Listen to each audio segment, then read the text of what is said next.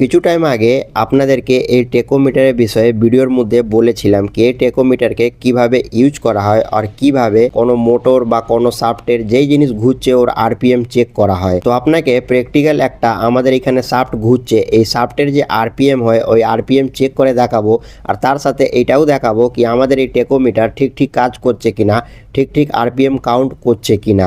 আমাদের এই যে শাফট আছে এই শাফট ঘুরতেছে আর এর উপরে এর আরপিএম চেক করবার জন্য এই যে রিফ্লেক্টর পেপার হয় এই রিফ্লেক্টর পেপারকে একটুখানি কেটে আর এই শাফটের মধ্যে আমরা এখানে লেগে দিয়েছি।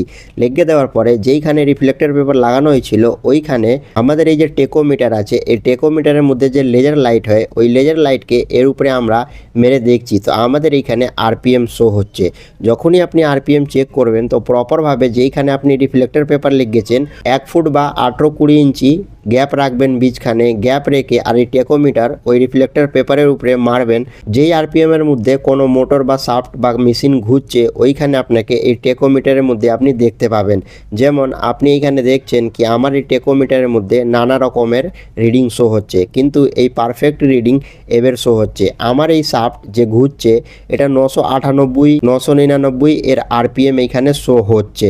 মোটামুটি 1000 আরপিএম এর ভিতরে এই আমাদের শাফট ঘুরছে। তো এটা আপনি দেখে নিলেন কি এই টেকোমিটার 1000 আরপিএম এখানে কাউন্ট করছে এই শাফটের। এবার আমাদের এই টেকোমিটার আরপিএম সঠিক কাউন্ট করছে কিনা তো এটা দেখবার জন্য আমরা এখানে এই শাফটের মধ্যে একটা প্রক্সিমিটি সেন্সর লেগেছি আর এই সেন্সরের সাথে একটা আরপিএম মিটারও লেগে ওই আরপিএম এর মিটারের মধ্যে আমরা দেখব কি কতটা রিডিং উঠছে। তো দেখুন আমার এইখানে এই প্যানেলের মধ্যে আরপিএম মিটার লাগানো আছে আর এই আরপিএম এর মিটারের মধ্যে আমার এইখানে 998 999 এর আরপিএম শো হচ্ছে।